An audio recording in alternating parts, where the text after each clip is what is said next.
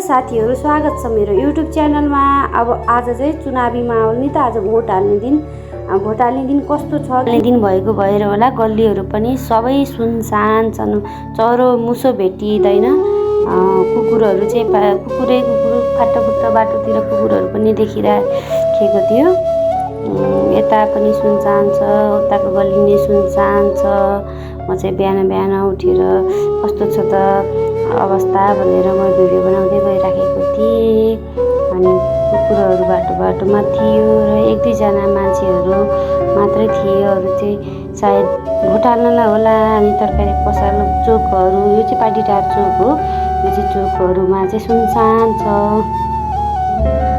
मान्छेहरू कोही पनि छैन खासै। फाटाफुट्टा एक दुईजना मात्रै छ। व्यवसायहरू पनि सबै बन्द गरेको रहेछ। र उताबाट चाहिँ कस्तो हाँकेर हेलमेट बिना नै बाइक आइरहेको थियो कि। अनि कस्तो यो कुकुरले चाहिँ यस्तोसँग टोकुम्ला झैँ गरी झम्टेको थियो कि म चाहिँ अचम्म परेँ कि यस्तो चाहिँ कसलाई पर्नु भएको छ। म पनि पहिला स्कुटर चलाएर हिँड्दाखेरि चाहिँ मलाई नि एकदम कुकुरले लखेटेको थियो। किन लखेट्छन् त्यो चाहिँ थाहा छैन। थाहा छ भने कमेन्ट गर्नु होला हजुरहरूले पनि। एकदम यो कुकुरले चाहिँ यति नराम्रोसँग लखेटेको छ नि। मेरो पनि अनुभव छ क्या यो कुकुरले लखेटेको चाहिँ। सबै सुनसान छ, गल्ली पसल व्यवसायहरू सबैजना बन्द गरेर आफ्नो गाउँघरमा भोट हाल्नलाई जानुभएको होला सायद। सबै पसलहरू पनि बन्द छ। यो चोक चाहिँ एकदम रमाइलो हुने, एकदम भिडभाड हुने चोक हो कि। आज चाहिँ एकदम चकमन्द भएको भएर सुनसान लाग्यो मलाई चाहिँ। यता मन्दिर बन्दैछन् कि। पहिला पुरानो मन्दिर भत्काएर यहाँ चाहिँ नयाँ मन्दिरहरू बनाउन लागेका छन्। यो चोकलाई पनि परिवर्तन गर्न लागेका छ। कुकुर कि बाटोभरि कुकुर जान पनि एकदम कुकुरहरूले झम्टिने। किन होला यस्तो कुकुरले बाइकहरूलाई गाडीहरूलाई चाहिँ देख्दै नसक्ने कि। खालि झम्टेको बा भोट केमा भनेको त जसले पैसा दिन्छ उसलाई भोट दिने रे के।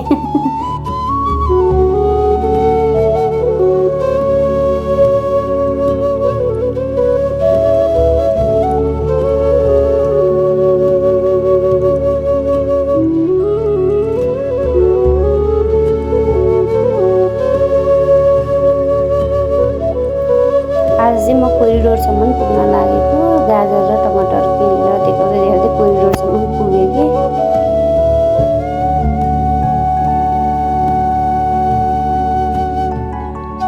जता हेरे नै सुनसान थियो कि। म चाहिँ यो बागमती कोरिडोर नगएको चाहिँ धेरै समय भइसक्यो। लगभग 6-7 महिना भइसकेको थियो। कस्तो राम्रो 6-7 महिना कति राम्रो पुल बनाइसकेको रहेछ कि। गऱ्यो भने सम्भावना त कति छ कि। अब विकासै गर्दैनन्। जताततै भ्रष्टाचार गर्ने विकास नगर्ने। यता हेरेपुर विकास गर्यो भने त काठमाडौँ पनि कति राम्रो हुन्छ नि है। बालेन दाइ जानुभयो भोट हाल्नलाई। अब यहाँसम्म त आइहाले भनेर नयाँ पुल बनेको रहेछ। त्यहाँ पुलमा चढेर यताउता हेरेँ है। यताउता हेरेर चाहिँ कति राम्रो रमाइलो देख्ने। सर्लक्क कि कस्तो घुम्दाखेरि पनि आनन्द आउने क्या। तर अलिअलि पोल्युसनहरू कि मान्छे नहुँदा नि यस्तो पोल्युसनहरू छ। मान्छे भयो भने कस्तो होला कि काठमाडौँ। अचम्म लाग्छ। कति रोग लाग्छ होला कि यो धुलोहरूले।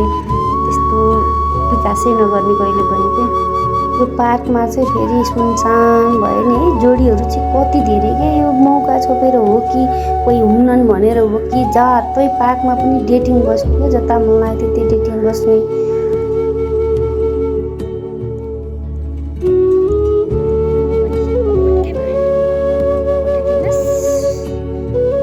एकजना बुवा चाहिँ समाचार सुन्दै बसिराख्नु भएको रहेछ कि। बुवा भोट हाल्न जानु भएन भनेर सोधेको त जाने भाडा नै छैन। भाडा हालिदिए फर्केर त आउनु पऱ्यो, यही काम गरेर खानु पऱ्यो। हो नानी म त जादिनँ भन्नुभयो कि।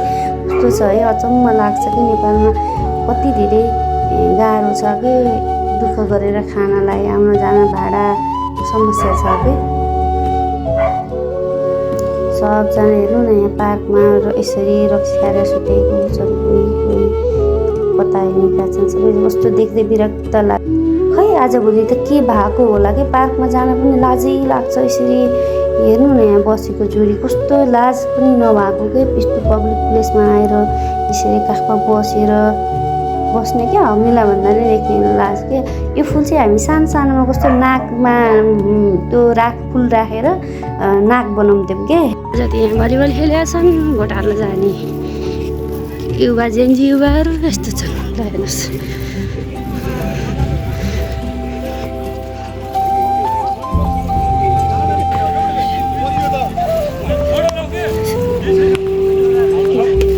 केटाहरू जति जम्मै भोट बालेर ल्याएको कसरी जित्नु त।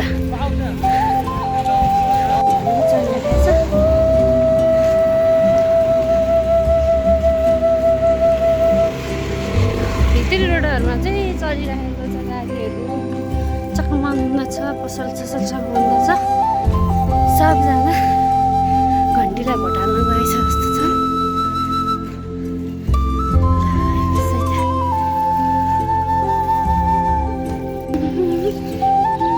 बिचरा यो कुकुर चाहिँ कस्तो देख्दै माया लागेको के रोग लागेको होला है।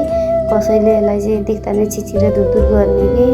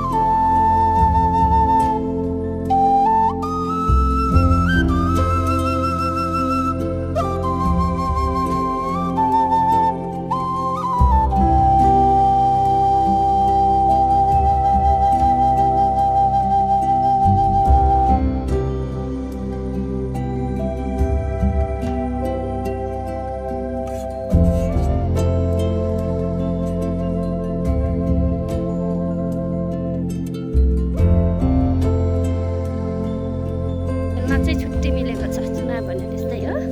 साइकल खेल्न चाहिँ मस्ती भएको छ। काम धाप्न साइकल गर्नलाई मस्ती भएको छ। फाइनली म चाहिँ घर आइपुगेँ है। हेर म त मेरो बुढा र छोरी छोरीमा के गर्दैछु।